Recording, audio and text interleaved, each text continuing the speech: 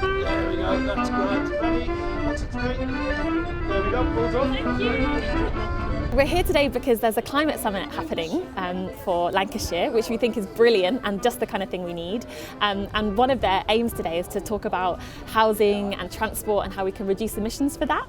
And so we really want to just come here to say that there is a development that's happening in South Lancaster that looks set to become a tarmac town that's really car dependent and is essentially an annex to a motorway junction, and that's really incompatible with our climate commitments.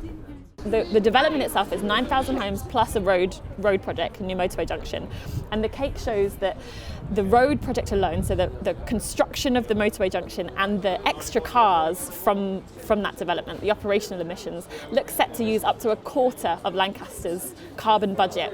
And that carbon budget is up till 2100. So it's really incompatible with our climate emergency declaration and the district's ambitions to become net zero by 2030. It looks like it's going to be expanded from 3,000 homes up to 9,000 homes, which are all going to be quite car dependent, and ultimately the possibility of being a dormitory town and a commuter town where they can just commute to Manchester or Preston to get to work.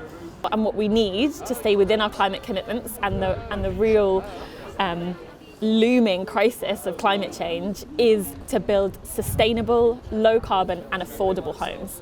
And there are lots of issues with this development, including the fact that the £10,000 roof tax on the developers building it, that money will actually go to the road building first, so the motorway junction first. That can increase the cost of the housing, and it will mean that less money will be available for sustainability initiatives.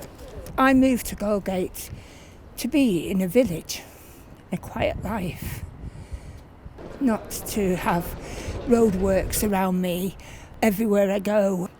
People do need homes, however, not on greenfield sites, especially on prime agricultural land, where we are supposed to be sustainable.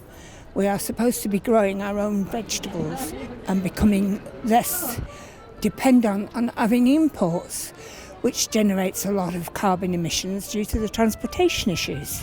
We feel that we need to use up existing housing stock, so the poor housing stock that's already in and around Lancaster, we can redevelop that and make that livable and well insulated.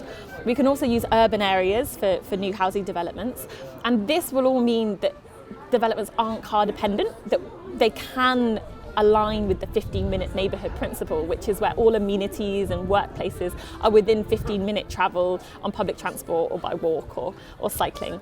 And this means that we can leave some of our greener areas around our towns for ecology, for floodplain management as well.